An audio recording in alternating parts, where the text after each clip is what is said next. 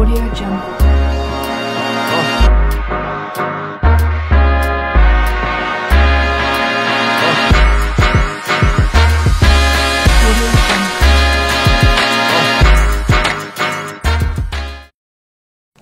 Bonjour à tous pour cette nouvelle entrevue vidéo. On est présentement au Mexique, à la semaine des millionnaires du Club d'investisseurs immobiliers du Québec. Et puis, j'ai la chance d'avoir avec moi plusieurs panélistes que je vais vous introduire dans quelques minutes. Et puis, donner un peu l'esprit là, qu'on a. On est en ce moment, combien qu'on est de gens ici environ? On est 80 personnes. Puis, vraiment des gens d'extraordinaire, de belle qualité d'investisseurs. Puis, mais pour commencer, vous savez, quand je parle d'immobilier, souvent, quand j'ai fait des formations, je donne toujours trois cercles. C'est-à-dire, il y a je parle toujours des trois cercles. Il y a le produit, l'industrie et l'investisseur. Puis les trois cercles sont toujours en train de bouger constamment. Puis l'important pour avoir du succès, c'est vraiment de s'harmoniser avec chacun puis se développer dans chacun. Mais les trois bougent parce qu'on a toujours entendu comme quoi qu'un bon produit au mauvais moment dans une industrie, ça peut le planter pour le rien. Ou au contraire, un produit qui était vraiment pas extraordinaire, mais dans un besoin extraordinaire dans une industrie, le produit a décollé. C'est la même chose au niveau de l'immobilier. Des fois, vous allez acheter un immeuble super bien, mais dans un marché qui descend, ça peut être un peu difficile. Au contraire, si vous achetez un immeuble, donc le produit en 2004, et là, vous voyez que la progression qu'il y a eu depuis les 10, 15 dernières années, même si vous n'avez pas bien acheté, vous avez l'air brillant aujourd'hui. Puis, c'est excessivement important de bien comprendre l'industrie. Puis, Sana, ma partenaire, Sana Benzacourt, au Forum québécois sur le multirésidentiel, il y a environ un mois. Sana, qui était d'ailleurs la présidente d'honneur cette année. On était très, très fiers parce que je me rappelle avoir été à ce forum-là en quelle année, Sana, à peu près? En 2005. Et puis, on est rentré, moi, puis Sana était courtier immobilier pour Sutton à ce moment-là. Et puis, on est rentré dans la salle, il y a 500-600 personnes, puis c'était tous des gros joueurs dans le multilogement. Puis là, on commençait, on avait quelques transactions sous la cravate, la majorité des plex. On trouvait ça vraiment impressionnant. On connaissait pas personne, sur 500 personnes. Puis, avec les années, bien sûr, on a développé le rapport, on s'est fait connaître, puis on a networké, puis on a travaillé constamment. Et puis, cette année, en 2018, mais c'est Sana qui était la présidente d'honneur du même forum. Fait que bravo, Sana. Donc, c'est important parce que Sana l'a dit d'entrée de jeu, en son mot du début, elle a dit The market will discipline the people who are not ready. C'est-à-dire que le marché va discipliner les gens qui ne sont pas prêts. Et que c'est excessivement important de bien suivre le marché immobilier, de bien suivre les ratios, de savoir ce qui va se passer, les tendances hypothécaires. Puis de bien pouvoir identifier un deal dans un secteur, comment savoir qu'on va payer en dessous de la valeur marchande, mais il faut vraiment savoir ce qui se passe dans ce secteur-là précisément. Par la suite, il y a également aussi, oui c'est vrai, parce qu'il y a des gens aussi que pour eux, ils vont attendre le bon deal, mais que le marché tombe. Est-ce que vous avez déjà entendu ça? Tu sais, ça est arrivé excessivement souvent. Moi, souvent, en tout cas, quasiment tout le temps. J'appelle, mais que ça tombe, là, tu vois, les taux d'intérêt vont monter, mais que ça tombe, moi, je vais commencer. Et ces mêmes personnes-là, depuis les 10 dernières années, font la même chose, ont la même attitude. C'est des gens qui ne bougeront pas parce que ce qui arrive, c'est que quand que tu n'es pas prêt c'est-à-dire que si ton réseau, si tu n'es pas actif présentement, si la théorie que le marché va tomber arrive, mais tu ne seras pas prête parce que si jamais ça tombe, les gens qui sont actifs présentement, c'est eux qui vont avoir le réseau le plus développé. C'est eux qui vont ramasser les opportunités. C'est sûr certain, parce que nous, en tant que courtier, la personne qu'on a fait une transaction il y a 7, 8 ans, 10 ans, puis il n'a pas acheté depuis ce temps-là, il n'est plus dans le réseau. Fait que dès que quoi qui arrive, s'il y a une correction de marché, si, je dis bien sûr, là, définitivement, c'est les gens qui vont... Fait que si votre stratégie, c'est d'attendre que ça tombe, vous risquez probablement d'attendre excessivement longtemps. Le produit, bien sûr, on va avoir toute la semaine à identifier ça. On va pouvoir avoir plusieurs formations qui vont démontrer. Mais quand même qu'on apprend tous les trucs cette semaine, c'est la dernière partie aussi qui est très importante, c'est l'investisseur. Le côté investisseur se développer. Puis c'est important parce que l'an passé, j'avais fait une présentation j'avais montré des exemples concrets des adresses précises, avec des acheteurs précis, comment que les gens avaient acheté des immeubles et les revendent à plus d'1 million de profit. Tu sais, des propriétaires qui flippaient des blocs appartements qui faisaient 1 million, 1,5 million. Il y en a un qui avait fait 5 millions en 6 mois. Puis je vous avais montré qui était là en passé qui a fait la formation, ou qui a fait la formation quand j'ai fait dans le coaching. Vous voyez, la moitié de la salle ont déjà vu cette présentation-là, puis je suis sûr que dans toute la salle ici, c'est pas la majorité du monde qui ont passé à l'action, puis qui ont fait. Pourtant, là, vous l'avez à recette, là. Okay? Parce que j'ai donné des cas précis, on a analysé les transactions, on a vraiment passé à travers tout. Pourquoi que les gens ne font pas? C'est parce qu'en tant qu'individu, on n'est pas assez prêt. Et c'est ça la force de la semaine des millionnaires, parce que vous allez pouvoir vous identifier avec des gens alentour de vous pour pouvoir passer à un autre niveau. Si Hugo est capable de le faire, je suis capable de le faire. Là j'entends une joke à quelque part qui va sortir de la part de Joël ou... non, c'est bon. Pierre-Luc, Mélanie et Richard ici. Identifiez-vous ces gens-là. J'ai pris des gens que, selon moi, vont refléter un peu toute l'auditoire de la semaine millionnaire, parce que, bien sûr, j'ai des gens comme Gilles et Carl qui ont des centaines de logements, qui sont pas Frédéric Aubéry, qui a plus de 300 logements. J'ai plusieurs, Steven Coulombe, en tout cas. Il y a énormément de gens ici qui auraient pu faire aussi le speech, OK? Puis ceux que j'ai oublié, désolé. Mais l'idée dans tout ça, c'est d'aller chercher un peu l'auditoire, un peu tout le monde. Donc, on va commencer maintenant avec nos invités. Et puis, première chose que j'aimerais, peut-être Hugo, on pourrait commencer avec toi. Peut-être nous conter un peu ton histoire, comment tu as commencé en immobilier. En fait, qu'est-ce qui t'a intéressé en immobilier? Puis on va y aller maintenant en 2 minutes chacun. Là, Je fais ça trop long, arrêtez-moi. Mais... c'est sûr, j'ai tout. Je sais pas, le micro marche-tu? Oui, le micro marche, mais en fait, excuse-moi, ça c'est... Commence par t'introduire en 2 minutes, qu'est-ce que tu fais, puis... Mon nom est Hugo Papineau, je suis de Saint-Jérôme, anciennement contracteur forestier, une entreprise familiale. On a pris notre retraite, si on veut dire, en 2013. J'avais déjà l'idée de faire du multilogement à partir de 20 ans. C'est peut-être la gaffe que j'ai faite de ne pas le faire, mais je travaillais à l'extérieur, ma femme était tout le temps toute seule, fait que la laisser avec ça, c'était peut-être pas la bonne idée. Puis en 2011, en ayant une petite fille handicapée, mon grand boss, ma femme, a décidé qu'on pouvait investir pour peut-être léguer ça à nos enfants, dont la plus petite qui est handicapée. Fait que ça n'a pas pris une demi-heure, j'ai raccroché le téléphone, j'ai été à 4h30 de la maison, j'ai appelé les architectes, j'ai dit « Go, on lance, on fait le premier triplex ». Pour après ça faire des plans. Ton why, ton pourquoi, c'était vraiment là, pour le léguer à ta petite. Ben oui, puis quelque chose de différent, parce que je travaillais, moi, je partais le dimanche soir, j'en revenais le jeudi soir, des fois le vendredi midi, fait que je la laissais toute seule avec les 2 enfants, avoir une autre vie, puis j'ai toujours voulu investir, puis en avoir plus, puis avoir une liberté aussi, fait qu'aujourd'hui, on a une plus belle vie qu'on avait, en famille surtout. Pierre-Luc? Peut-être nous résumer ton... Alors, bonjour, moi c'est Pierre-Luc Riverain, investisseur immobilier de Québec. Alors, moi, ce qui m'a donné le goût de partir dans l'immobilier, c'est que dans mon enfance, dans mon adolescence, je travaillais un peu avec mon père qui est entrepreneur général spécialisé en électricité. Puis on faisait des contrats, puis on travaillait tout le temps dans l'Imolou, dans Québec. Puis là, c'est qui ça, ce gars-là qui arrive? Puis c'était le propriétaire, puis il s'en venait, puis il venait travailler sur son immeuble. Puis là, après ça, j'ai été encore sur la construction comme couvreur. Puis encore là, on travaillait tout le temps pour des mêmes contracteurs dans Saint-Roch, Hauteville, Basseville, Limoilou. Puis... Fait que mon goût d'avoir de l'immobilier a commencé quand j'avais 16-17 ans. Là, présentement, tu es dans la région de Québec. Québec, oui. Québec. Saint-Sauveur, Limoilou, Sainte-Foy. Puis un bon nombre de portes. Quasiment 200, 192. Félicitations. En passant, toi, Hugo, c'est vraiment dans le secteur de Saint-Jérôme, Rive-d'Or. Oui, Saint-Jérôme, 5 minutes de la maison, si on peut dire. 78 potes présentement, là. Mais là, on est en mode acquisition, refinancement, acquisition. C'est bien. On va continuer avec Mélanie, te présenter en 2 minutes. Mélanie Gagnon, investisseur immobilier, conjointe de Richard Dameau. L'intérêt, dans ma famille, les gens possèdent des immeubles, mon grand-père, mon père, ma tante.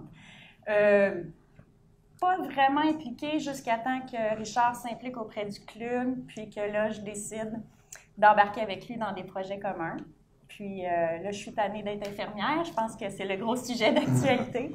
Fait que je cherche à miser sur la gestion des immeubles. Là, vous présentement, vos immeubles, vous avez dans la région de Joliette, je crois. Oui, Joliette, mais il est à vendre parce qu'on veut rapatrier à 30 minutes et moins De la Rive-Sud de Montréal. Vous avez choisi la bonne agence pour ça, bien sûr. Oui. Bien sûr. Puis on a Montréal dans Rosemont. Montréal, Rosemont. Puis 2 condos locatifs. 2 condos. Oui. Ah, c'est bien. Et là, on a Richard avec nous. Oui, bonjour, Richard Chavanel.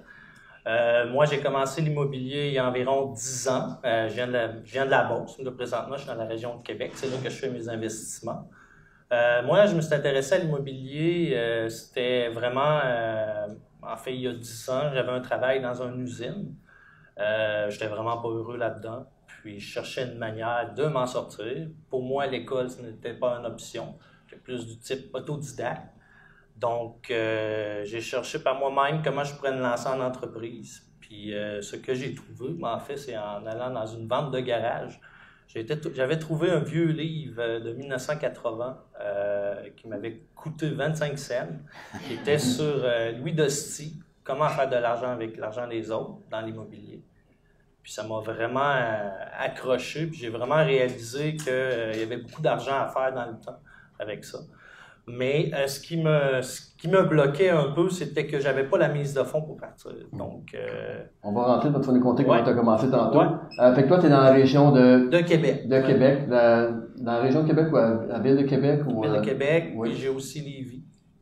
Puis, tu es rendu à combien de logements environ? J'ai eu jusqu'à 23 immeubles. Maintenant, j'ai 15 immeubles en possession. Wow, c'est à peu près 200 unités si je compte mes maisons de chambre et mes blocs appartements. Wow. Tout ça à partir d'une mise de fonds de 15 000 Ah, incroyable.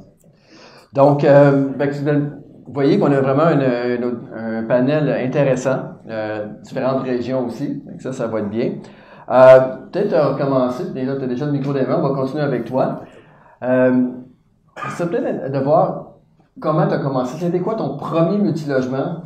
Puis comment ça s'est présenté à toi? Qu'est-ce que tu as fait pour faire la question de ça? Oui, mon premier immeuble que j'ai acheté, il n'y avait rien de compliqué. C'était une transaction bien conventionnelle. Je voudrais plus te parler de mon premier vrai achat pour moi. Parce que c'est là que c'était vraiment un bon coup. Je venais de connaître le club. C'était 2 ans après mon premier vrai achat.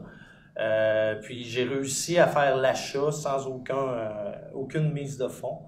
Même, je suis sorti chez le notaire avec une quinzaine de mille dans mes poches, qui m'a permis après d'acheter beaucoup d'immeubles dans la même année. Tout était dans la négociation. J'ai réussi à arranger avec mes banquiers tout financement. Ça, c'était quel type d'immeuble que tu as acheté? C'était un 4 logements. C'était un 4 logements? Oui. Ouais. Wow. Puis tu es sorti du notaire avec un 15 000 $. Oui, puis avec l'intention d'acheter une ville au complet, parce que je savais comment ça fonctionnait. Ben, écoute, quand tu passes chez le notaire, tu ressors avec 15 000 $. Ben, on me l'a donné, même on m'a payé. Il n'y a plus de limite, là. Ouais, on m'a payé pour avoir des immeubles. Fait que j'ai compris que c'est de même que ça fonctionne. C'est bon. Mélanie, tu peux peut-être nous donner ton premier achat. Comment s'est passé? Premier achat. C'est un peu complexe parce qu'il y a eu l'immeuble de Joliette où il y avait un partenaire supplémentaire que l'équipe actuelle. Puis cette personne-là voulait que ce soit réservé aux 4 partenaires qui ont fait l'achat. Donc, j'étais très silencieuse dans les débuts de cet immeuble-là. Et par la suite, ce partenaire-là s'est retiré. Les 3 autres ont racheté ses parts. Et là, j'ai commencé à être plus active, à vraiment aider les gars à s'occuper de l'immeuble, à y aller, les concierges, les difficultés. C'était un immeuble qui avait une très, très mauvaise réputation. Il s'appelait le Bunker. OK. Oui. Richard Damour parle souvent des 200 visites pour les acheteurs de drogue. Donc, mais le fait que vous allez à Joliette pour l'acheter, est-ce que ça a été... pourquoi vous êtes sorti? Parce que, bon, je crois que toi, tu étais sur la Rive-Sud. Oui. Mais Yvan Cournoyer est un de mes partenaires, puis il habite dans le coin de Joliette. Puis, intéressant, ça. C'est fun d'avoir un coach qui investit aussi dans l'immobilier. Oui, vraiment. Fait que, puis, en plus, partenaire, c'est parfait. Oui, c'est ça. C'est mon équipe de rêve. Okay. Donc, il y a eu cet immeuble-là, mais récemment, on a fait l'achat d'un 23 dans Rosemont.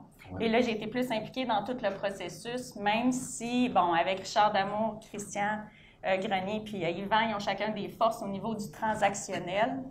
Moi, ma force, je dirais que c'est plus les relations humaines, les locataires, analyser les logements, la valeur des logements, tout ça. Puis, comment vous avez trouvé l'immeuble? Est-ce que c'est en... C'était sur le marché. C'était un immeuble sur le marché. On a fait l'analyse, puis on a fait une offre, puis il y a eu de la négociation. Ça a été difficile parce que le vendeur, il nous l'a vendu moins cher qu'il avait payé il y a quelques années. OK. Ouais.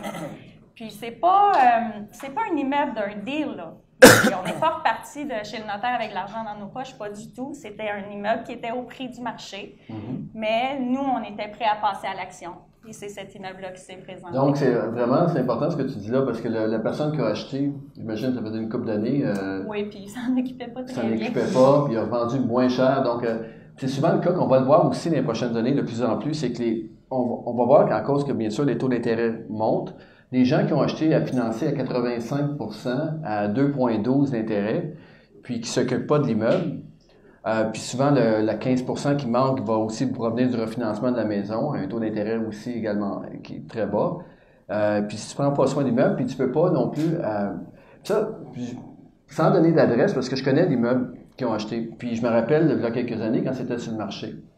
Et la personne qui avait acheté, avant vous, là, le propriétaire qui vous l'a vendu, elle a acheté un immeuble qui était complètement, je me souviens bien, rénové. Oui. Un immeuble qui était complètement optimisé à ce moment-là. OK? Et donc, c'est ça qu'il faut faire attention. Mais probablement qu'il était optimisé, tout rénové, mais probablement que le ratio de MRN ou de TGA était correct, était probablement au marché pour cette personne-là. Mais il faut faire attention parce que la personne qui l'a avant vous, ça l'a fait trop une belle job, puis vous allez acheter l'immeuble. Vous allez avoir de la misère si vous n'avez pas la même expérience à maintenir le revenu net que cette personne-là a créé dans l'immeuble.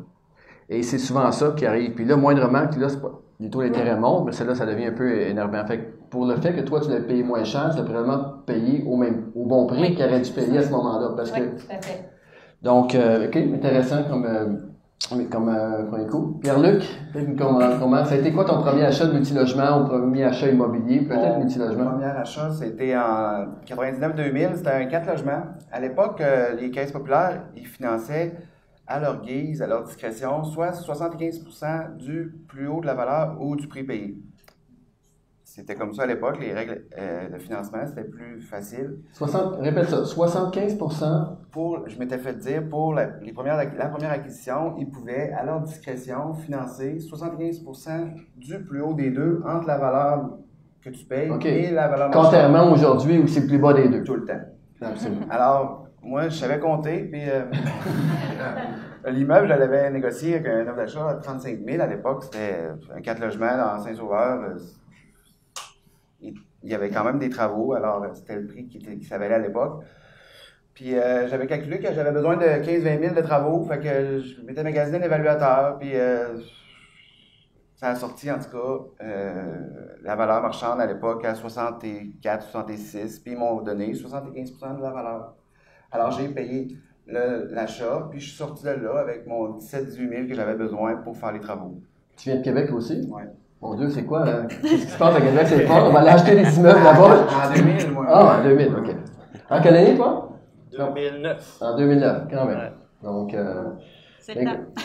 Alors, ça a été la première achat que j'ai faite. Puis ton premier achat de multilogement, c'était quel? Un 6 logements et plus? 2 ans plus tard, là, j'ai acheté un 40 logements. OK. 40, fait que de passer de 4 à 40. Mais à l'époque, c'était 530 000. J'ai offert le prix demandé. OK. Puis, j'ai offert le prix demandé, mais j'avais pas d'argent. OK.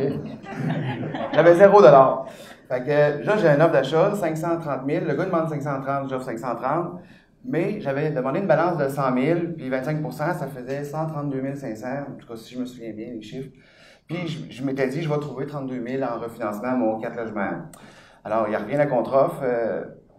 Contraire. 100 000 de mise de fonds, 32 000 de balance. Fait que là, j'ai pas un sou, là. Je m'en vais chez TransCanada Crédit, j'emprunte en deuxième rang 30 000 à 28 % sur mon immeuble. 28 OK. Je m'en vais chez City Financière, j'emprunte 20 000 à 24 % OK. Après ça, je m'en vais voir un prêteur privé, il me prête 6 000 à 19 % je vais voir mon beau-père, il me prête 10 000 à 5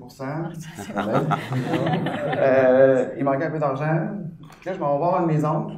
Puis là, je dis à mon oncle, puis aussi, je voyais bien que quand j'allais arriver à la caisse, il allait me dire, hey, t'es un peu là, tu sais, là, t'as 22 ans, tu te dois tout ce que t'as, t'es sur le chômage. J'étais sur le chômage à l'époque. Fait que là, je m'en vais voir un de mes oncles. Là, je dis, Bernard, j'ai dit, je vais t'emprunter 50 000, puis je vais te donner 100%. L'année prochaine, je vais te donner 100 000. Puis moi, je vais utiliser ton nom pendant 1 an, on va acheter un immeuble ensemble. Puis, fait que là, il étudie ça prend 2-3 jours, il me revient, puis là, j'ai un offre d'achat, puis là, il y a du monde qui rentre en arrière, fait que, tu sais, moi, je suis stressé, tu sais, je veux conclure mon deal. Puis là, Bernard, il me dit, je vais embarquer, mais l'année prochaine, je débarque pas. Puis je vais te laisser aller. Fait que, on a arrivé cet immeuble-là, un 39 logements dans Saint-Roch, au pied de l'église Saint-Roch. Fait que là, on se souvient, là, 539 000, t'as dit? 530, oui. 530 000 pour 40 logements. Ouais. Donc, c'est sûr que c'est pas évident de s'étirer comme ça quand tu achètes, mais aujourd'hui, si on fait 90 000 la porte, c'est un immeuble qui a 25 l'offre, qui valent à peu près, au total, tout, il vaut 2,7. 2,7 quand même, wow. Fait que, écoute, c'est bien. Maintenant, ça, c'était ton premier achat de multilogement. Fait que c'est important de voir, parce que, tu sais, on parle de le 10X, là, de voir 10 fois plus grand, il est passé de 4 à 40. Fait que c'est vraiment bien. Ça fait penser aussi à François Bray, qui est qui a fait le coaching plusieurs années. Son premier immeuble, c'était un triplex. Son deuxième, c'était un 69. Et le troisième, ça a été un 210. Fait que, tu sais, c'est important. Puis souvent, quand je fais des entrevues, justement, en auto, vous voyez, je parle aux gens, c'est quoi la chose si ça a recommencé? Qu'est-ce que tu ferais différemment? Et les gens, la majorité de répondre, si ça s'est recommencé, Patrice, je commencerais plus gros. Vraiment important. Puis tantôt, Gilles donnait un exemple. Il a commencé, c'était du 24 et plus, puis je pense que, à moins de me tromper, Gilles, la majorité des immeubles que vous avez achetés, c'était plus gros que 25 logements. Commencer. Fait que c'est important, quand on peut. Puis l'erreur que les gens vont faire, c'est ils vont avoir l'argent pour s'acheter un 25 ou un 30 logements, mais parce que c'est le premier, ils vont dire « Ah, mais je vais commencer par un 6 ». Et ça, vraiment, c'est vraiment une erreur selon moi. Parce que le plus difficile, c'est pas de gérer l'immeuble. Parce qu'après, tu as acheté ton immeuble, au bout de 6 mois, tu l'as mis à ta main, ça se va habituellement bien. Le plus difficile, c'est de trouver les immeubles et pas les gérer. Donc, la personne qui a trouvé un 6, qui avait acheté un argent pour s'acheter un 24 ou un 30 logements, et que finalement, après 6 mois, 8 mois, 20 offres d'achat, finit par trouver son 6 logements, il le met à sa main, et là, tu lui demandes de recommencer, d'en trouver un deuxième après. Tu sais, c'est un peu plus difficile. Alors que c'est souvent une erreur grande, c'est une bonne chose de voir grand au départ. Donc, Hugo, ça a été quoi ton premier achat de bloc appartement? Ben, mon premier, ça a été un peu différent. Peut-être, j'ai appliqué le soleil d'abondance qu'on a appris au club, même si j'avais pas eu, M. Lépine et Yvan nous ont appris ça. Mais j'avais pas eu de formation encore, mais je l'ai appliqué en mettant mon nom partout puis en distribuant que je cherchais du terrain. Ma vision, c'était du terrain. Mon voisin, qui est courtier, m'arrive puis il me dit « Ah, je vais avoir de quoi ». Puis finalement, il a tout vendu en quelques jours. Il y avait peut-être une trentaine de terrains. Fait que j'étais déçu. Il me revient, il y a une dame qui passe pas aux finances. Il me revient en me disant « Si t'es veux, faut t'achètes les 5, puis t'as pas de délai, c'est là, puis ça se passe cette semaine ». J'ai venu à bout de trouver les sous, on a acheté les 5 terrains, on a dormi dessus un petit peu, jusqu'à temps, comme je disais tantôt, que ma femme dise « Le go, vas-y ». J'avais les terrains qui étaient là. La bosse, c'est pas. Ouais, la bosse. Okay. La bosse, ça a dit oui. Fait qu'on a parti la construction d'un premier triplex que j'ai fait des belles affiches pour les louer d'avance. Puis ça s'est loué, c'était incroyable. J'avais des listes d'attente. Là, le contracteur a dit, regarde, si tu pars ton 6 ou tu pars les 2-6, je vais te faire un meilleur deal que je t'ai fait avec le triplex. Fait que j'ai dit, ben regarde, fais-moi le prix. Fait que on a regardé ça. Le deal était incroyable. Fait qu'on a parti les 2-6. Fait que finalement, on s'est ramassé dans la même année à bâtir 15 portes. Mais en condo. Ça fait que moi, j'ai été dans le... Tu sais, j'avais pas de formation. Je sais pas si je le referais aujourd'hui, mais ça a été comme un bon coup de départ. Fait que d'abord, tu étais en bâtissant les triplex. Ouais, ben j'ai un triplex puis 2-6, okay. Mais tout en condo. Fait que c'est vraiment des condos. Fait que moi, en finançant ça... Aujourd'hui, sont encore en condo? Ouais, ils sont toujours locatifs en condo. J'ai 15 comptes de taxes, parce que j'ai 15 condos. Ça pourrait être intéressant éventuellement de faire une optimisation si ta vision à long terme est de garder les condos, les immeubles, de peut-être essayer d'enlever, de faire un cadastre pour que ton compte de taxes diminue. Et surtout toi, qui est à Saint-Jérôme, le compte de taxes à Saint-Jérôme est énorme. D'ailleurs, toute la Rive-Nord, donc ça serait peut-être une chose intéressante au niveau de l'optimisation. Oui, exactement. Bien, on y a pensé aussi. C'est sûr qu'il y a deux effets là-dessus. C'est que le profit, nous, on le fait au début. En construisant, je vous donne un exemple, un coût de à peu près 350 quelques mille, terrain, gazon, tout fait, j'aurais peut-être eu une valeur de 425, mais en condo, j'ai eu une valeur de 512. Fait que j'ai eu 80 de 512, je m'ai ramassé à 409 000. Moi, je l'appelle toujours par triplex. Fait qu'on a parti avec un beau profit, zéro mise de fonds. On a racheté un autre triplex, puis on a éclairé notre maison. Fait que moi, ça a été, l'effet de levier, elle s'est fait au début. Aujourd'hui, le refinancement de ça est un peu moins bon, mais ils se payent bien. Ils font des profits minimes, mais ils se font des profits. Puis un jour, mais qu'on prenne notre retraite, on pensait des ventes. Notre vision, c'était des ventes un par un. Une année, ouais, mais qu'on prenne notre retraite, on vend une unité, un autre, que de vendre Absolument, un parce que autre. là, si tu fais la subdivision par la suite avec les locataires en place, ça peut devenir beaucoup plus complexe. Ouais. Fait que ça a été notre début. Là, parfait. Puis par la suite, ton deuxième achat? Deuxième achat, ça a été 2011-2012. J'ai acheté 2013 un 36 logements. OK. Que j'avais une autre vision au début. Je passais devant la rue, là, puis je fais toujours des phases, je me tournais à la tête, je regardais pas cette rue-là, parce que je me disais non, c'est pas moi. Moi, je veux du neuf, c'est beau, des bons locataires. Jusqu'à temps que le même courtier m'appelle, j'étais à mon travail, en me disant, j'ai quelque chose pour toi, mais je pense que tu voudras pas rien savoir. Ben, j'ai dit, envoie-moi ça, il m'envoie ça. J'ai fait 4h30 de route pour venir faire une offre d'achat. J'ai fait ma technique, que j'ai appelé la technique du braillard. OK. Je suis curieux de savoir ça quand même. Technique du braillard, je l'ai utilisé souvent, mais c'est que j'élabore moi-même le pourquoi j'ai déjà même mis une lettre dans une offre d'achat qui était ma technique du braillard pour expliquer aux propriétaires pourquoi je les offrais plus bas. Parce que j'ai dit, toi, tu vas peut-être l'expliquer d'une manière, mais moi, j'ai mes idées puis je veux l'expliquer à ma manière. Puis ça passe. Ça a passé. Fait que on a négocié. Puis justement, toi, tu m'as annoncé aux Semaines des millionnaires 2014 que j'avais eu le meilleur deal au Québec à 59 000 la porte. Oui, absolument. J'étais bien content. Au niveau de tes ratios aussi, puis je me rappelle très bien, parce que nous, on fait nos statistiques, bien sûr, puis le rapport annuel.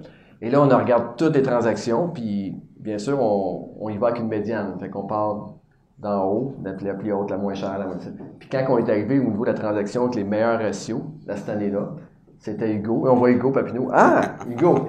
Bravo. Fait que, félicitations. Fait que là, ça t'a vraiment aidé à partir pour accumuler d'autres immeubles par la suite. Ben, c'est ça. J'ai parti avec une vision différente un peu de vouloir, parce que j'ai quitté la foresterie. Fait que là, j'avais besoin d'un revenu. Je voulais pas juste les immeubles puis qui se payent puis avoir ma job à côté. Là, je voulais avoir un salaire qui rentre. Fait qu'avec mon 36, j'ai un concierge sur place. Fait que là, j'ai commencé à racheter des immeubles que je peux mettre un concierge toujours. Fait que maintenant, je regarde du 24 et plus, là, justement pour avoir de l'aide. Parce que là, au début, j'étais concierge, menuisier. C'est ça, parce qu'à partir de 24 logements, on peut commencer à mettre un concierge facilement à temps plein là-dessus. C'est un peu une raison pourquoi on suggère de commencer avec ça, quand on a les sous tout de suite. Là. Exact. Mais toi, tu es passé de triplex à 36 logements. Exact. Il y a vraiment une tangente qui se fait un peu ici dans le panel. Pierre-Luc, peut-être nous conter un peu, on va continuer, peut-être donner un peu comment par la suite tu as grossi ton parc immobilier après le premier que tu as fait. Tu as fait ton 4plex, tu as fait ton 40 logements. Par la suite, j'ai acheté des plus petites unités. Puis mon associé est décédé, lui, en 2008.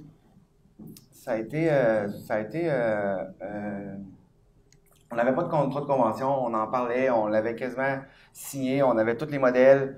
Moi, je l'avais signé, mais lui, il ne l'avait pas signé.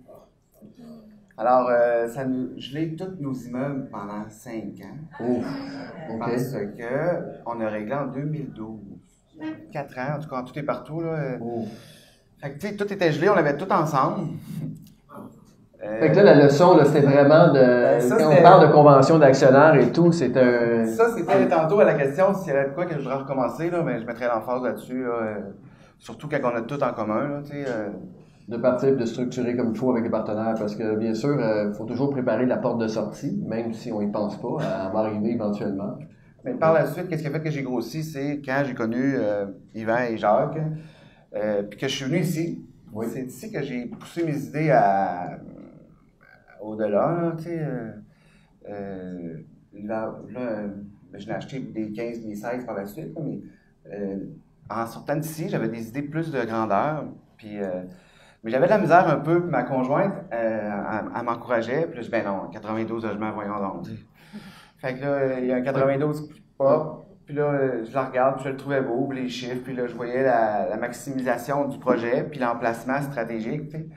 Puis là, ma blonde, moi, j'aurais pas foncé tout seul à ce moment-là, même si j'avais eu toutes les formations, puis OK, la tape dans le dos des coachs, puis voix plus grand, mais ma blonde, non, t'es capable, tu sais, puis vas-y, tu sais. Fait que là, fais une offre, puis refuser, là, il y a quelqu'un qui rentre, deuxième offre, puis on l'a closé, je l'ai closé cet immeuble-là l'année passée. L'an passé, 92, là, je me revois. Félicitations. Bravo. Vraiment, là. Fait que ça donne un bon jump au parc immobilier. Puis, ce que je trouvais intéressant dans l'histoire, c'est que c'est ta conjointe aussi qui t'a poussé à le faire. Puis ça, c'est pas tout le monde qui a la chance d'avoir quelqu'un qui le supporte dans ses démarches, là. Parce que dans l'immobilier, tu sais, c'est vraiment... souvent, on part avec la mise de fonds de la maison ou d'autres choses. Fait qu'il faut souvent donner... d'avoir un peu quelqu'un, un partenaire qui a la même vision que nous. Fait que c'est le fun pour les gens qui sont ici aujourd'hui en couple, là. Je pense que c'est la bonne chose. Donc, parfait. Puis, Mélanie, Donc, nous, on fait des offres. Vous faites des offres? On fait des offres. Ce que je peux vous dire, il faut être très rapide. Oui. Quand les immeubles sortent, il faut que vous soyez prêts, vous connaissez votre secteur, il faut faire vos analyses, puis il faut rentrer des offres très rapidement. Sinon, vous allez vous retrouver avec soit des immeubles qui n'ont pas passé puis qui se retrouvent sur le marché ou des choses qu'il faut travailler longtemps. Mais ce qui est sur le marché annoncé public, faut attaquer 24-48 heures. Puis souvent, en tout cas à Montréal, c'est des offres multiples. C'est fou, là. Mais c'est un bon point que tu emmènes. Il y a des dates où il va y avoir une tombée pour les offres, puis il accepte les offres jusqu'à lundi, 5 heures, puis là, le courtier arrive avec plein d'offres pour le vendeur. Puis ça, c'est malheureux, mais ça arrive pas mal sur le marché. Puis ce qui est important là-dedans, bien sûr, c'est de se faire son prix. Il ne faut pas embarquer, il faut faire son offre, il faut faire ses calculs. Mais l'erreur que les gens font, c'est c'est des offres multiples, il va y avoir une surenchère, j'embarque pas. Embarquez, mais allez-y avec vos propres paramètres. C'est important, là. Faites au moins donnez-vous une chance de bêter, puis ça ne fonctionne pas, bien, ça va être plus proche de la prochaine qui va être acceptée. Mais tu as touché un point aussi, c'est d'être rapide. Puis une des choses les plus importantes, c'est quand on parlait du marché, c'est de bien connaître son secteur. Je suis sûr présentement que s'il y a quelque chose qui sort à Saint-Jérôme, Hugo va être capable de bouger rapidement. Pourquoi? Parce qu'il se concentre sur un marché. Puis l'erreur que les gens vont faire, vont dire hey, Patrice, ils vont nous appeler, ils disent écoute, moi je cherche un immeuble, ok, parfait, dans quel secteur? Dans le Grand Montréal, ok, mais dans quel secteur? Rive-Nord, Rive-Sud, l'île de Montréal, dans l'ouest de l'île, l'est de l'île, Rosemont, Baylorfield, où? Ah non, partout où est-ce qu'il y a un deal. OK? Puis, bon, le fait qu'ils cherchent un deal est correct, mais le problème avec ça, c'est que les gens ne sont pas capables d'identifier les deals quand ils ne sont pas assez précis. Et puis, dites-vous une chose, c'est que si vraiment il y a un deal qui sort à Saint-Jérôme, puis vous êtes sur la Rive-Sud ou à Montréal, vous cherchez dans le Grand Montréal, par le temps que vous allez réaliser que c'est un deal, Hugo va déjà l'avoir quasiment notarié. Fait que c'est bien sûr Joël Martel qui est ici aujourd'hui, bien sûr qui est il va être à la pêche. Il l'aura pas vu passer. Mais bon, ça vous dire que c'est important de bien connaître son secteur. Fait que c'est un bon point, Mélanie. Il y a eu un immeuble 3 immeubles de l'immeuble qu'on a actuellement, puis on a été 12 heures trop tard. Quand j'ai eu les chiffres, j'ai fait oh, mon Dieu, on loue bien plus cher que ça, nous autres. Puis j'ai dit il faut faire quelque chose. Puis l'offre a été acceptée tellement rapidement. Quand on était prêt à déposer, il était déjà trop tard. C'est ça, parce que déjà, tu as regardé le listing, tu étais capable de dire si le loyer était au-dessus ou en dessous de la moyenne. Oui. Pourquoi? Parce que tu connais ton secteur, tu es déjà propriétaire dans ce secteur-là. Fait que ça, c'est un point important. Il faut être vite. Faut se préciser, aller chercher un secteur précis, puis pas le lâcher, parce que tôt ou tard, il va être quoi qui va se passer. Il faut faire attention cependant. Si quelqu'un dit, moi, je reste à Saint-Constant, puis je veux juste acheter à Saint-Constant, mais le problème, c'est qu'il y a 2 transactions par année. Fait que dites-vous quand ça va arriver, que vous allez besoin très, très vite, mais c'est sûr qu'il va y avoir une surenchère. Fait que quelqu'un qui cherche Saint-Constant, Delsun, Sainte-Catherine, ça arrive sud, mais là, c'est un peu plus complexe aussi. Il faut élargir.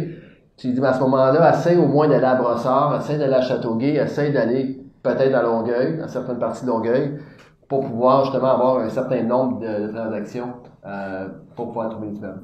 Fait que ton rapport, il aide beaucoup à se préparer aussi, Patrice, en Oui, passant. merci. Donc, parfait. On va y aller avec Richard. Maintenant, fait que là, tu nous as parlé tantôt de ton premier achat qui était sorti de 15 000 du notaire. Fait que tu as dit, bon, ça y est, il n'y a pas de limite, je peux continuer ça. Oui. Tu peux nous donner un peu le cheminement par la suite? C'est ça, c'était mon deuxième achat. En fait, mon premier qui était vraiment un bon achat. Par la suite, évidemment, quand que je me suis mis à connaître toutes ces techniques-là, comme on peut dire en bon français, j'ai pesé sur le gaz. Tout ce que je voulais, c'était lâcher mon emploi. Donc, je voulais aller chercher le même revenu. Puis la meilleure manière pour le faire, c'était d'acquérir des maisons de chambre pour moi. Donc, la première, ça a été de me loger avec un appartement au sous-sol de ma maison qui avait 4 chambres. Fait que ça éliminait une bonne partie de mes dépenses de vie, comme on peut appeler. Puis par la suite, j'ai acheté 2 autres maisons de chambre pour me créer mon cash flow que j'avais besoin. Mais là, il s'en venait un problème. Le problème, c'est qu'il faut que je cumule aussi des plus-values, de l'équité. Fait que la manière que j'ai fait ça, c'est que j'ai commencé à acheter du 6 logements et plus et faire des conversions de mazout à l'électricité. Okay. Fait que là, j'ai vraiment fait des bons coups. Mon meilleur coup, là, c'était un 10 logements que j'avais payé 300 000 $. Sauf que j'avais financé la valeur de l'immeuble avait sorti à 413 000 $. Fait que j'ai sorti chez le notaire encore une fois avec 13 000 $. Ça, c'est le même qui finançait le plus haut des deux, comme Oui, exactement. Okay. Exactement. Tout est dans les contacts, une bonne équipe, puis on réussit à faire de la magie, un peu comme Jean-Pierre. Donc, c'est ça. On a Jean-Pierre Dussault présentement avec nous aujourd'hui. Oui. Donc, Jean-Pierre qui est aussi un investisseur. Ce même immeuble-là, aujourd'hui, il vaut 760 000 $. Fait que c'est un cadeau du ciel. C'est important, tu vois, il a parlé de maison de chambre. Puis ça, il y a beaucoup de gens qui vont dire, moi, je veux rien savoir de ça. Puis c'est correct. Mais une des façons d'aller dans l'immobilier rapidement, puis de gagner rapidement, c'est vraiment des machines à cash flow extraordinaire. J'ai énormément d'histoires de propriétaires que j'ai connus avec les années qui ont ils ont bâti des parcs vraiment intéressants. La seule chose qu'il faut que tu fasses quand tu as des maisons de chambre, il faut que tu fasses l'immobilier à temps plein. C'est sûr que si tu as une job à temps plein, tu décides de t'acheter une maison de chambre, ça peut être un peu complexe. Les compagnies de gestion pour les maisons de chambre, c'est pas nécessairement l'idéal non plus. Donc, fait que c'est ça, mais toi, ça t'a permis vraiment de partir à temps plein. C'est de payer le prix au début, vraiment. Puis, se construire aussi un parc à côté, parce qu'on se dit un jour, on va se retirer des maisons de chambre, on va continuer avec le parc. C'est en plan de ce que je suis en train de faire présentement.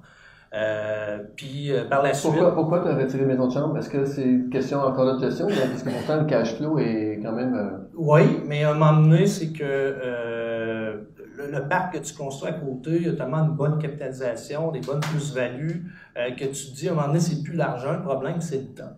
Okay. Puis même si tu développes des équipes de travail, ça reste que c'est toujours toi qui tire les ficelles. Puis c'est toujours toi qui va gérer les plus gros problèmes. Puis la magie de l'immobilier, le secret, on sait tous, c'est l'équité. Hein? Tant mieux s'il y a un cash flow, puis il est de plus en plus petit aujourd'hui, en 2018. Mais le vrai argent, c'est dans l'équité que tu développes. Puis les maisons de chambre, le problème avec ça, c'est qu'à court terme, c'est très payant.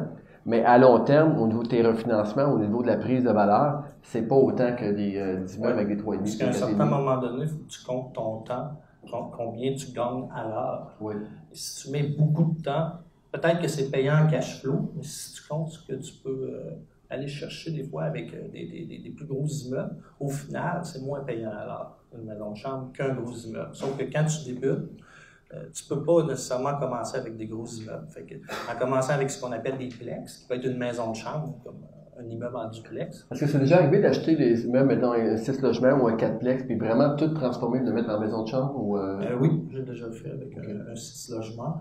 C'est sûr qu'il faut regarder avec la ville qu'est-ce qui est possible de faire aussi. Parce qu'il y a des petites règles là, selon le zonage et tout. Fait que ça peut... Surtout que la banque qui l'a financé pour 5 ans Exactement. En 6 logements, puis elle, c'est pas évident de faire un financement. Puis c'est un point que tu amènes, ceux qui font du Airbnb, c'est la même chose. J'ai des clients qui ont transformé leur immeuble en Airbnb et lorsqu'ils arrivent au financement, on frappe un mur. C'est important, là, c'est pas le même type de financement. Fait que... Oui, c'est ça. Fait que, après ça, c'est sûr que maintenant, je focus plus sur la création d'équité. Puis j'ai vraiment plusieurs bons coups aussi à ce niveau-là. Mon meilleur en rendement, ça a été vraiment sur un 25 logements que j'avais acheté, j'avais payé 1 350 000. Aujourd'hui, il vaut 2 135 000. C'est quand même en combien de temps? Quand je l'avais acheté dans la même année, j'ai fait monter la valeur à 1,8 million que j'ai refinancé. OK. J'ai récupéré mes mises à fond, j'ai continué ma roue pour les conversions de mazout à électricité. Puis là, ça fait à peu près 6 ans que j'ai l'immeuble. Donc, en 6 ans. Tu avais un conseil à donner aux gens pour quelqu'un qui voit les immeubles. Là, tu as bien dit mazout à l'électricité. Oui. Parce que, tu sais, il y a aussi des conversions de gaz d'anciennes fournaises aux nouvelles fournaises. Et là, de mazout à l'électricité, c'est extrême, là, ça. Oui. Aujourd'hui, c'est sûr que c'est beaucoup moins courant qu'à l'époque. Mais à l'époque, c'était peu connu, donc c'est sûr qu'il y avait des meilleurs marchés qu'aujourd'hui. Sauf que maintenant, il y a d'autres stratégies. C'est toujours d'essayer d'éliminer les dépenses, normaliser les revenus. Tu sais, c'est pas obligé de... C'est sûr qu'aujourd'hui, vous allez éliminer la dépense de chauffage. Peut-être que vous n'allez pas tous récupérer votre mise de fonds tout de suite. Sauf que vous pouvez le maximiser en offrant l'Internet à vos locataires, par exemple. Fait que si vous offrez l'Internet à vos locataires, ben vous allez être capable de réduire sa charge de dépenses. Donc, tu vas pouvoir lui offrir un loyer un peu plus cher. Mm-hmm. Puis en même temps, tu crées un attachement avec le locataire chez vous parce que pour lui, c'est un deal. Absolument. Internet, aujourd'hui, on ne peut pas respirer sans ça. Oui, exact. Donc, j'ai même un propriétaire, ce qu'il faisait. Le propriétaire de maison de chambre, il avait après au moins 300 chambres. Puis, pour chacun des immeubles, il fournissait l'Internet. Et pour être sûr que les locataires payent le premier du mois, ce qu'il faisait, c'est qu'il donnait des nouveaux codes papier à tous les mois, le premier du mois. Fait que les gens, sans blague, des maisons de chambre faisaient les line-up le premier du mois pour aller chercher le code Internet, qui est en échange de l'argent. Oui, c'était vraiment un bon truc, puis c'était vraiment le cas.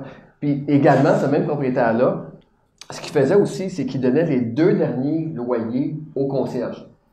C'est-à-dire, exemple, il y avait 50 logements. Si le 50 logements, il y avait 2 vacants dans un mois, le concierge ne faisait pas son bonus. Si il était plein, le 50 logements, et qu'exemple, le 1er, 3e, 4e, 5e du mois, il restait encore une dizaine de locataires, lui, il n'avait pas son bonus encore. Et si le dernier payait le 20 du mois, mais là, le locataire le concierge avait son bonus parce qu'il gardait les 2 derniers loyers. Fait que pouvez-vous être sûr que le concierge se promenait à tous les soirs pour aller voir si les locataires étaient là? C'était vraiment, en tout cas, il y avait vraiment quelques petits trucs là, intéressants. Donc, merci. On pourrait continuer avec Mélanie, un peu la structure de gestion que vous avez. C'est quoi, en gros, comment ça fonctionne pour gérer tes immeubles? C'est moi qui fais la gestion. Comment je te dirais ça? On a un système pour nous aider à faire la gestion. Nous, on est avec Magex. Oui. Puis, ça va bien. Ça fait notre comptabilité. Tout ça, on est sur la version PC. Ça nous aide vraiment à structurer tout ce qui est le papier. Il faut que je prêche par l'exemple. Donc, moi, tout ce qui est papier chez nous est classé, est annoté. Et mes relevés bancaires, tout ça, c'est fait. Si les gens suivent les formations de Richard D'Amour, il n'y a pas... on ne peut pas passer à côté, non. Ensuite, on avait un concierge. Oui. Qui était payé beaucoup trop pour ce qu'il donnait en échange. Donc, on lui a fait une offre plus représentative du travail qu'on lui demandait de faire, qu'il a refusé. Donc, je me suis retrouvée avec 23 logements, puis de concierge après un mois. Je connaissais pas beaucoup mes locataires. Au début de ton acquisition, en plus. Oui. Tu sais, on s'entend, là, quand tu fais une acquisition, le concierge en place, là, même si vous ne l'aimez pas, gardez-les au moins quelques mois, là, parce que c'est lui qui connaît. Parce que quand il y a un dégât d'eau, c'est lui qui sait exactement où à Val. Il ne faisait pas. OK. Fait que, tu sais, c'était même pas nécessairement au niveau de la dépense, c'était plutôt parce que de toute façon, il ne faisait pas ce qu'il fallait qu'il soit fait en temps et lieu. Donc, on s'est viré de bord. J'ai regardé c'était quoi les options, je regardais mes locataires, je me disais, je suis pas certaine là, que j'en ai, à qui je pourrais demander ça, je les connaissais pas, c'est compliqué. Fait que j'ai dit, OK, on va aller à contrat. Fait que j'ai trouvé quelqu'un pour le ménage, quelqu'un pour le déneigement, j'ai trouvé un monsieur pour les travaux, un peintre, là j'ai un plombier, j'ai un électricien, j'ai tout ce monde-là. Fait que tu as développé vraiment ton équipe qui est sur le terrain. Absolument. Puis le concierge, il n'y en a plus du tout dans les pas pour l'instant. Okay. Fait que je m'occupe des locations, je m'occupe des collectes. Mais ça me permet d'apprendre, là, c'est la meilleure école. Il y a des compagnies de gestion qui font uniquement ça aussi. Il y a des gens qui sont spécialisés seulement dans la location. Fait que des fois, si ton équipe en place fait l'affaire, Ouais. Au lieu d'engager un concierge, puis des fois descendre le standard un peu de ce que les autres ont fait, d'aller chercher quelqu'un précisément pour faire la location de tes logements. Mais pour nous, la location, c'est important qu'on veut garder une mainmise là-dessus parce que la sélection du locataire va apporter la qualité du locataire, puis va apporter beaucoup de temps libre à ne pas faire de gestion des mauvais locataires qui sont dans l'immeuble que je n'ai pas choisi.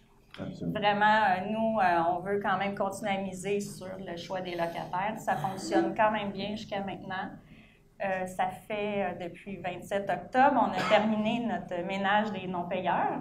Donc, on a quand même eu 4 cas à la régie du logement. Dès le premier mois, ça a commencé. Je me demande même si l'ancien propriétaire n'avait pas laissé passer des loyers. Avec des gens là. Ben oui, parce que quand tu sais que tu es à quelques semaines là, de faire une transaction, je pense qu'il a peut-être lâché prise pour du monde en octobre. Puis il avait déjà lâché prise avant, de toute façon. Oui, aussi. Donc, pour l'instant, c'est ça, mais c'est sûr qu'avec une acquisition, le but, c'est de rentrer un concierge ou de faire des choses différemment pour cet immeuble-là. Parce que là, je peux me le permettre à 23 portes, mais je ne pourrais pas à 90 puis 100 portes faire ça. Je suis très consciente de ça. Mais meilleure école. Parfait. Pierre-Luc, toi qui mets maintenant à 200 logements, c'est quoi un peu la structure de gestion que tu as? J'ai jamais eu la base des papiers. Alors, depuis le 1er janvier 2007, avant ça, j'avais de la misère, mais depuis le 1er janvier 2007, j'ai donné toute l'administration à contrat. OK.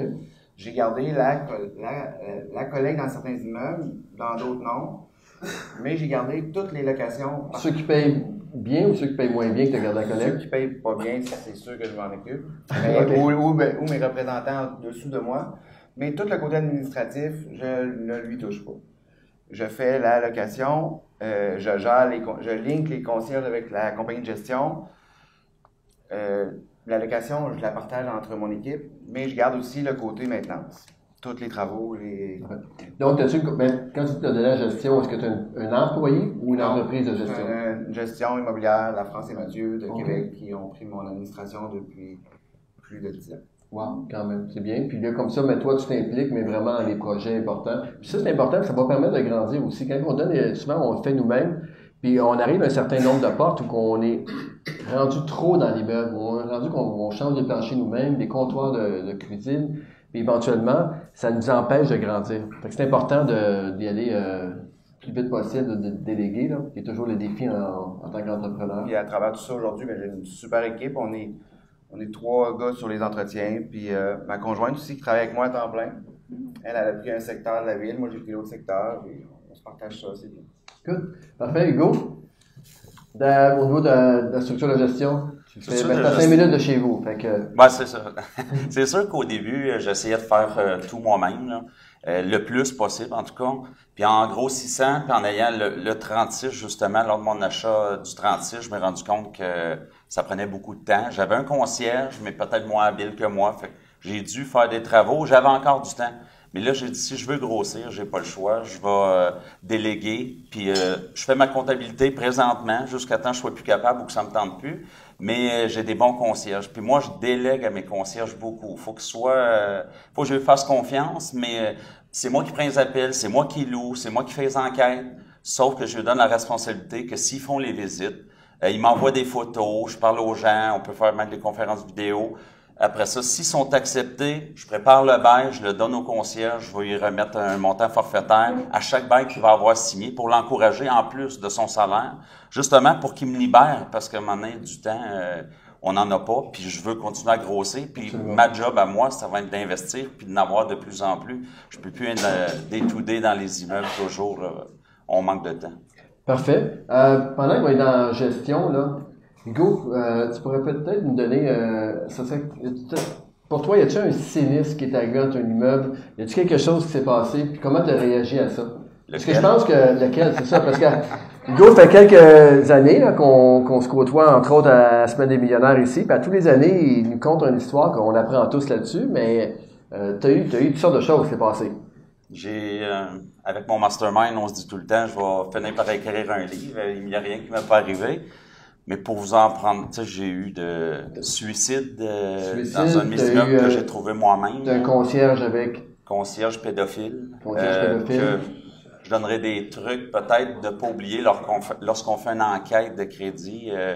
complète, une enquête de location que je fais, ben, c'est de pas oublier si la personne a des petites lettres dans son nom, il faut que le nom soit exactement. Parce qu'au criminel, ça sortira pas. S'il y a une erreur dans le nom, vous savez pas rien. Vous allez tout avoir son dossier de crédit, très important. Ça, je suis justement là, en train de parler avec des gens pour qu'ils améliorent le système, pour plus que ça arrive à personne d'autre. Parce que moi, il y a eu les clés entre les mains de plusieurs logements, puis ça m'a mis dans l'embarras complètement, obligé d'engager un avocat pour savoir ce que j'avais le droit de faire. Là. OK. Fait que ça, c'est un autre problème. Tu as eu aussi des feux, tu as eu des dégâts d'eau. Ouais, j'ai eu... Dans un là-dedans, toi, tu nous sortes. Ben, je vais vous prendre le feu. Un monsieur, bon dossier, retraité, mais il boite d'une jambe.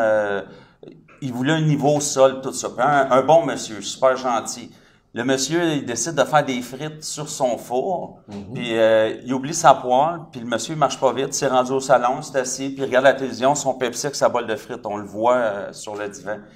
Ben, il a oublié la poêle, sa poêle d'huile sur le poêle, dans le fond, sur la cuisinière. Ça s'est enflammé, puis le logement, perte totale. Ça l'a boucané les 7 autres, c'est un 8 logements. Fait que les problèmes ont commencé. Ça a quand même super bien été, je peux pas... Mais comment réagir justement quand il y a une situation comme ça? Là? Il y a un feu, c'est quoi là, que tu pourrais dire aux gens? C'est quoi la première chose que tu fais? Il y a un feu, je suis pas là. Cette fois-là, je suis pas là. C'est ma femme qui est prise avec ça. Moi, je suis en train de bâtir notre chalet. Là, ça l'appelle de partout, comme quoi qu'il y a un feu. J'envoie ma femme sur place. Les pompiers sont là. La Croix-Rouge est sur place. Ils embarquent tout le monde dans l'autobus de la Croix-Rouge, d'en prendre soin. Fait que je pars, mais là, fallait que je parle aux assurances quoi faire, c'est quoi, quelle compagnie prendre de sinistre, ainsi de suite. Là, c'est un samedi soir. Me semble de mémoire, c'est un samedi soir. Fait qu'on réagit vite comme ça. Je repars, j'ai 2h30 de route à faire.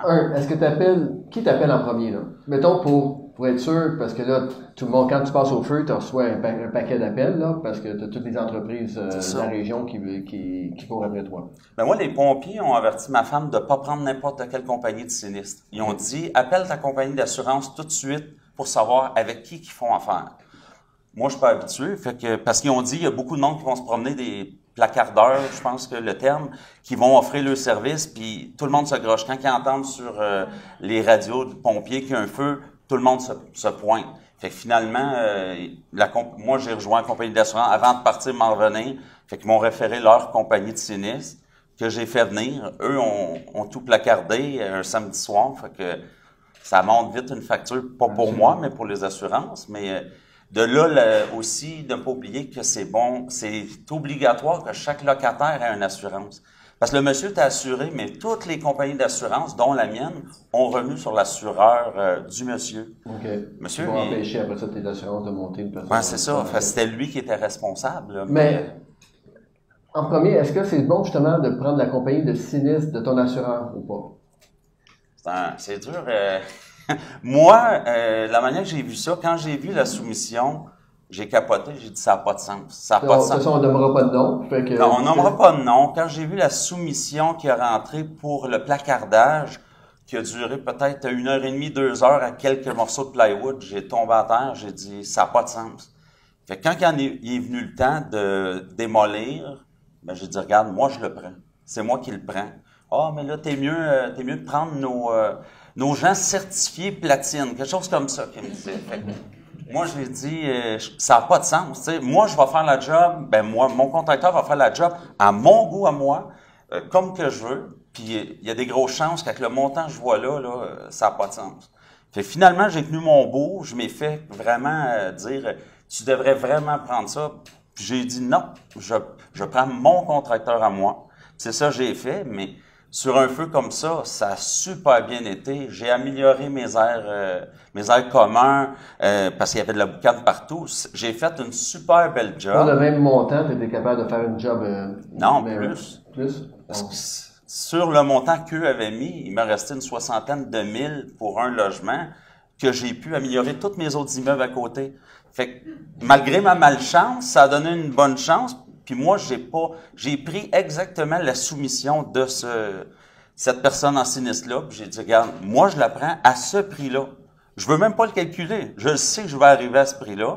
Puis j'ai dit à mon contracteur, go, tu prends ça, puis tu me fais ça. Il faut faire attention, il y a souvent des ententes entre les gars de sinistre, les gars d'assureur, puis... Expert en sinistre. Regarde, j'ai plusieurs cas d'assurance que je m'occupais.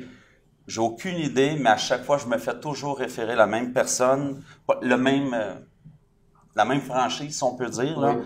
Toujours, puis beaucoup de pression en disant « Ouais, mais eux autres sont bons, puis tu devrais les prendre. » Puis à chaque fois, non, je m'en occupe, puis c'est toujours...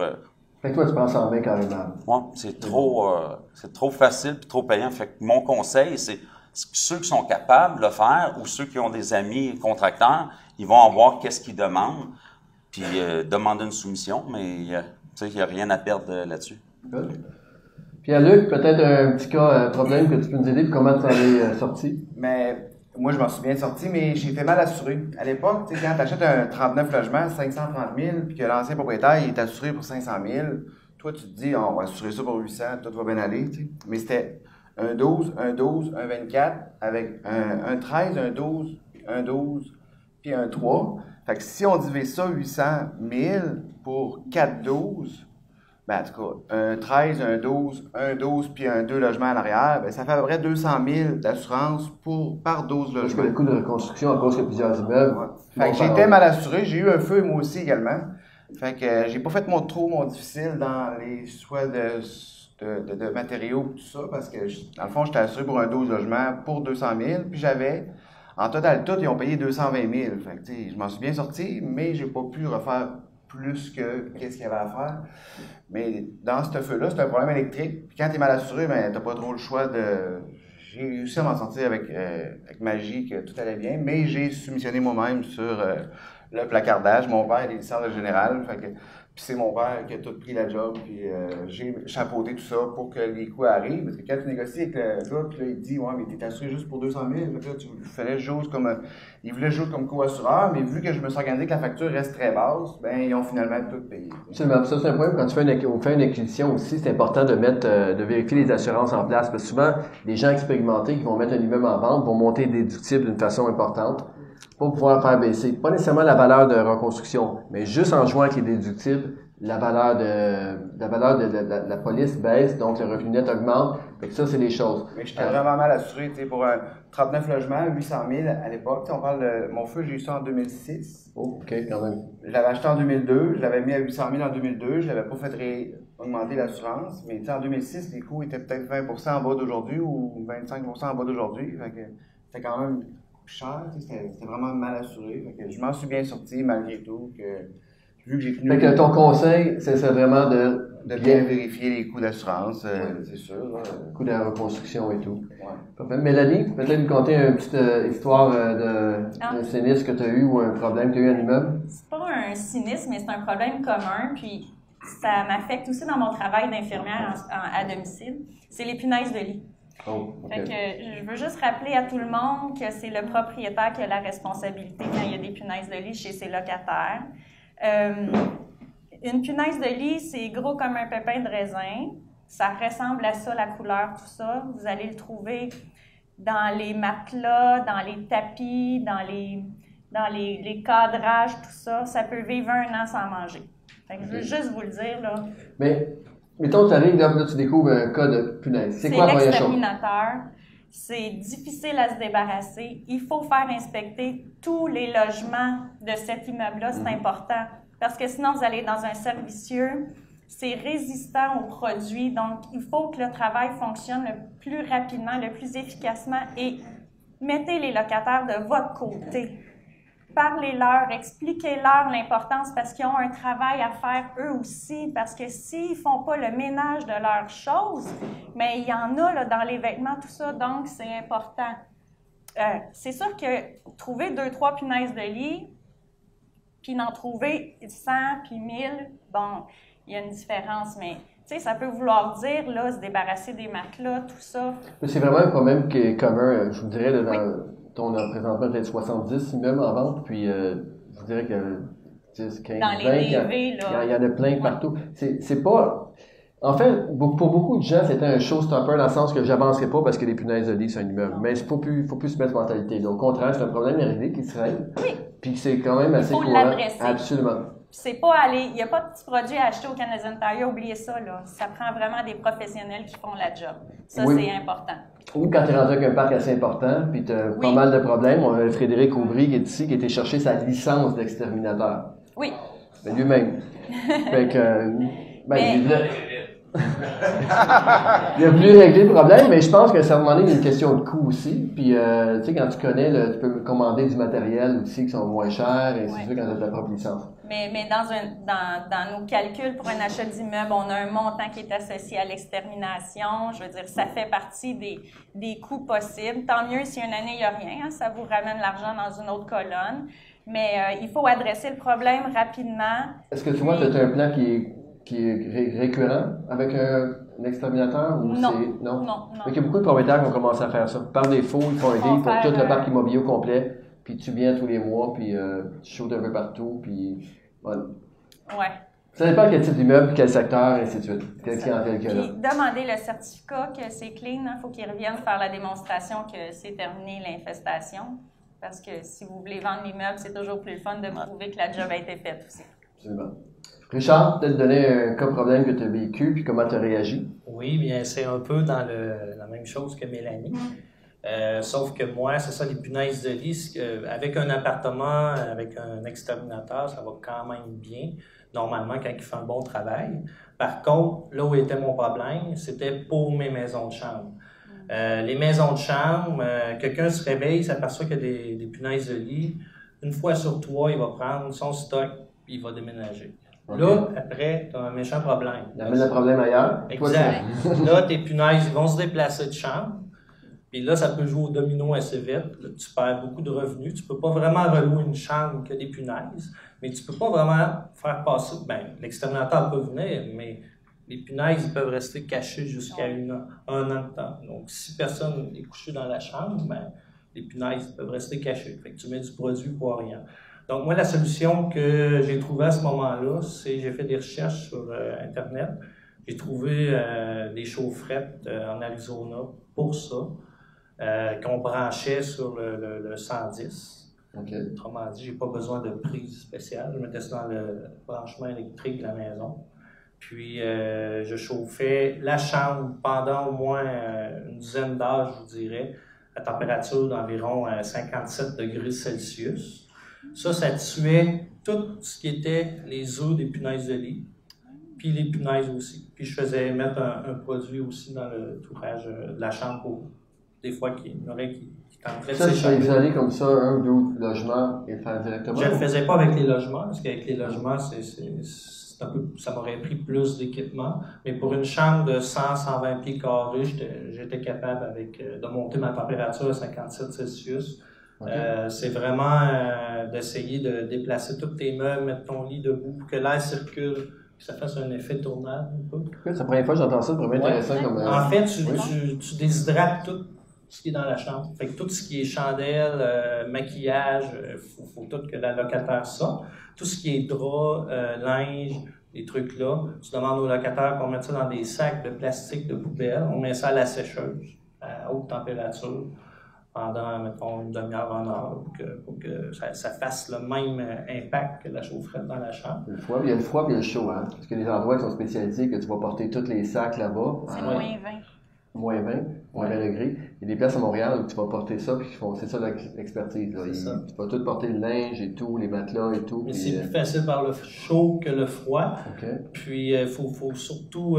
c'est sûr que si le locataire est parti, c'est encore plus facile, il n'y a rien dans la chambre. Tandis que quelqu'un qui a des choses, moi, c'était le même problème. Des fois, les locataires ne sont pas très coopératifs, même si c'est toi qui payes les traitements et tout. On dirait que des fois, ils se sont habitués à vivre là-dedans.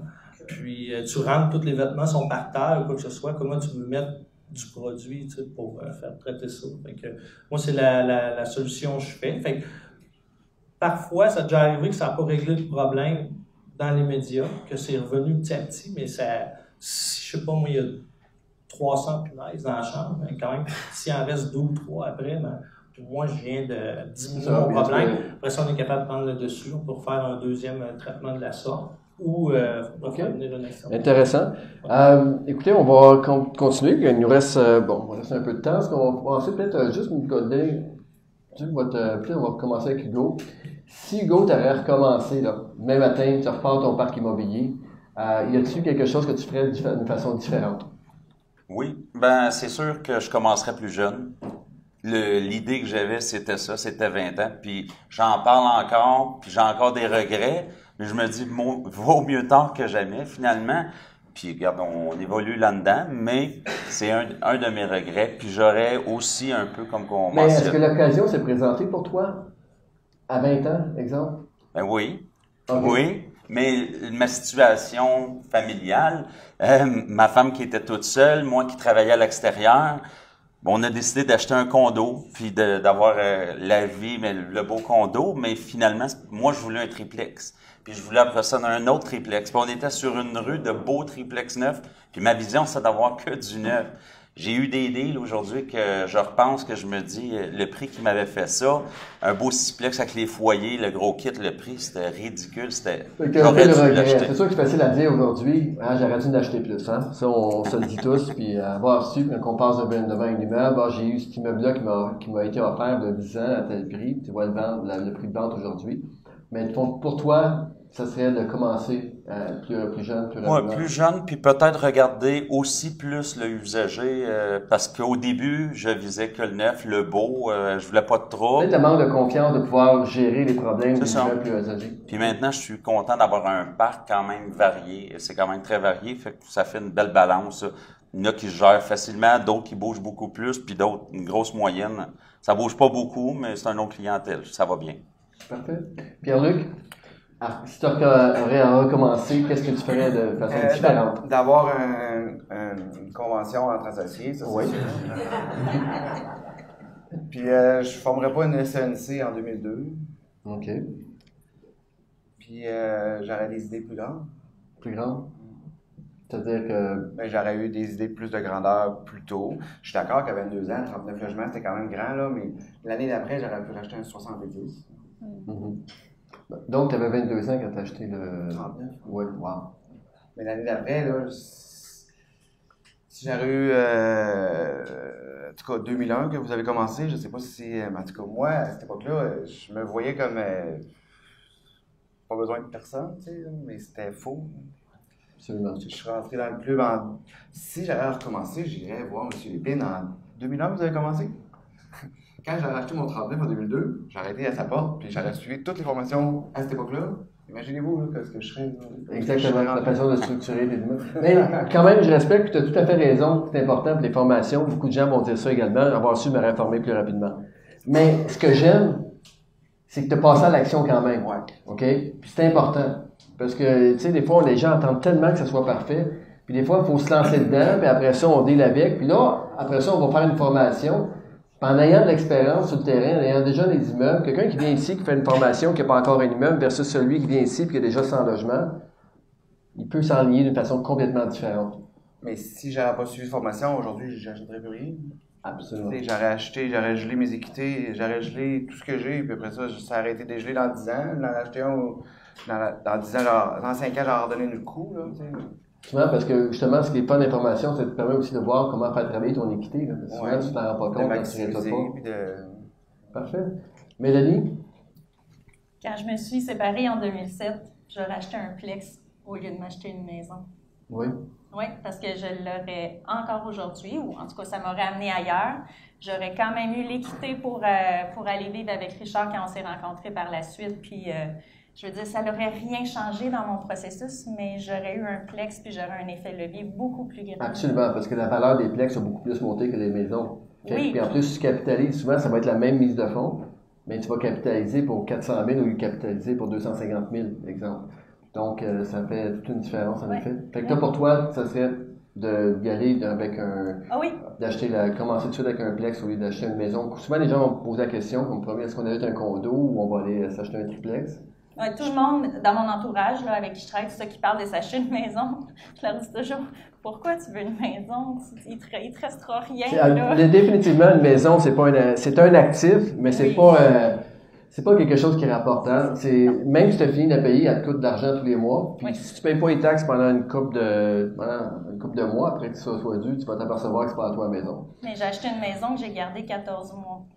On fera le calcul de n'importe quelle façon. J'ai perdu de l'argent. Ça, c'est sûr. Richard? Moi, si je devais recommencer, ça serait une convention d'associés. À un certain moment donné, dans mon parcours... Vous n'étiez pas association au Québec, là?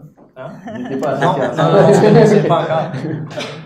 À un certain moment donné, je me suis associé, puis on a fait, je pense, 3 ans ensemble. Les 3, ça allait bien. Sauf qu'à un moment donné, les objectifs changent. Puis, on n'avait absolument rien d'écrit. Donc, après, comment trancher? Quand c'est pour de l'argent, c'est beau être en bon terme. C'est toujours difficile de trouver une entente pour passer à d'autres choses, parce que j'étais dans un moment de croissance, puis ça m'a comme bloqué pendant, je vous dirais, 1 an et demi de temps que j'étais en mode gestion. Puis tout ce que je voulais régler, c'était de ne pas arriver et juste vendre mes immeubles, tout cela que j'avais acheté. Ce que je voulais, c'était passer à d'autres choses, être capable de m'entendre sur un prix pour pouvoir continuer. Mais ça a été long et long et long. La convention d'actionnaire, tu aurais pu le prévoir d'avance. Exactement. Là, c'était de s'entendre sur un prix, puis à un moment donné, c'était des délais, des clauses. Là, après ça, c'est arranger le financement de tout ça, parce que c'était 3 compagnies avec les mêmes associés. Fait que pour le financement... Ça, c'est un bon exemple qui donne, Richard, présentement, de la formation. Parce que ça, tu as bien beau avoir de l'argent, tu as bien beau avoir la confiance de t'acheter un bloc appartement, mais la structure et tout ça, c'est rare que les gens y pensent. Exactement. Et c'est dans les cours qu'on va aller chercher cette information-là. Oui. Puis sinon, l'autre affaire que j'aimerais partager, que peut-être que je vais porter conseil à plusieurs personnes ici, quand vous achetez un immeuble, toujours, pas juste vérifier le zonage sur le site de la ville, vérifiez toujours l'historique de tout ce qu'il y a eu sur le bâtiment. Faites une demande à la ville, normalement c'est 21 jours, vous recevez tous les documents, vous fouillez, vous allez tout voir ce qu'il y a eu sur le bâtiment. Comme ça, vous n'aurez pas la surprise que 8 logements que vous venez d'acheter, en réalité, il y a juste eu des permis pour 6 logements, puis que le zonage en permet 6. Là, absolument, parce que le département d'évaluation, de taxation, ne parle pas toujours avec le département d'urbanisme. Eux sont capables... Je le vois très souvent. Ouais, eux sont capables d'avoir plus de taxes, tant mieux. Sauf que le jour où il va y avoir des problèmes avec les incendies ou le voisinage qui fait des plaintes ou quoi que ce soit, ou que tu demandes même de faire un agrandissement ou une demande de permis pour des ajouts de logement, à ce moment-là, c'est là qu'ils peuvent mettre en échec. Puis si vous avez des problèmes avec les cases de stationnement ou quoi que ce soit, ils peuvent vous demander de démolir les logements. Absolument. Moi, je m'en ai bien tiré la fois-là. J'étais limite pour régler mon dossier. Mais... pour toi, ce qui est important, c'est 1, la convention d'actionnaire. Dès le départ, prévoir ça. Puis 2, au niveau de faire des recherches dans ton vérification. Oui, c'est toujours dans mes clauses. Quand je fais mes offres d'achat, c'est toujours d'avoir une procuration pour avoir accès aux archives de l'immeuble. Toujours. Excellent. Écoutez, on va terminer avec ça, avec le mot de la fin, juste pour rapidement, là, as-tu un mentor ou un livre ou un podcast que tu écoutes présentement qui fait que tu aimerais partager ça avec les gens? Oui, M. Lépine, ça a toujours été un bon mentor. Sinon, j'aime bien suivre François Lambert sur Facebook. Vraiment, c'est là que je me rejoins, avec la personne que je me rejoins le plus là, dans toutes ses pensées et tout. Je pense que c'est quelqu'un qui peut aider à réfléchir. Intéressant. Mélanie? Le club, pour commencer. Toutes les formations, tous les échanges, le partage, le groupe Facebook, toutes ces sources d'informations, mais de motivation, de support. C'est vraiment des gens qui peuvent parler de ces choses-là. Puis, construisez votre équipe de rêve. C'est important, les gens avec qui vous vous associez. Ce n'est pas nécessairement des gens avec qui vous allez acheter, mais ils font partie de votre gestion immobilière, de votre processus d'acquisition, des travaux, tout ça. C'est important d'avoir des gens à qui vous pouvez avoir confiance et que vous vous entendez bien. Merci. Pierre-Luc, toi, tu as un livre, un mentor.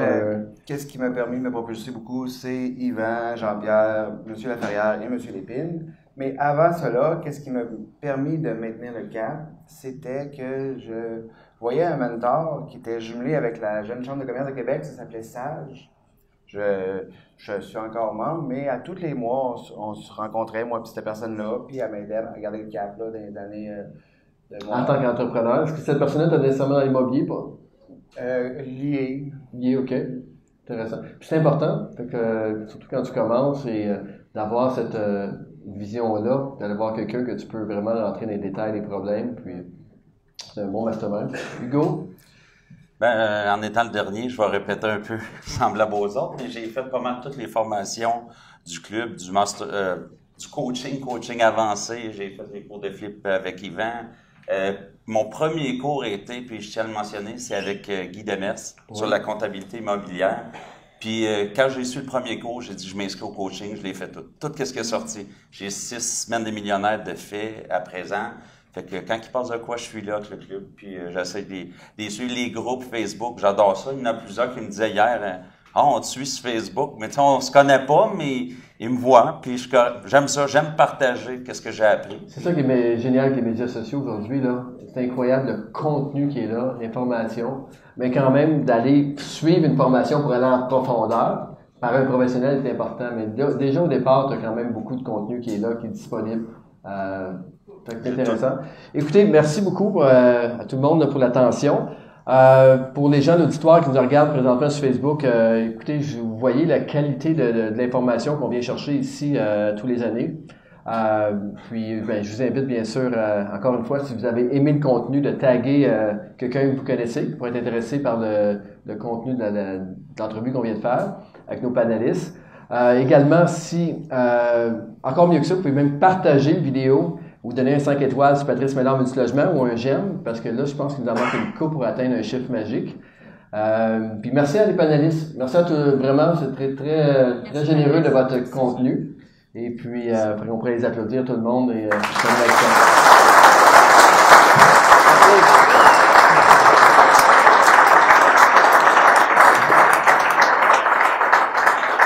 on peut couper. On peut fermer la caméra. Puis Charles, tu peux juste aller enlever l'enregistreur aussi. Ouais. Et est-ce qu'il y en a OK, il nous reste combien de temps, Yvan? On peut-tu prendre 10 minutes? Ou... Est-ce qu'il y a des gens qui sont capables de t'offrir l'espace?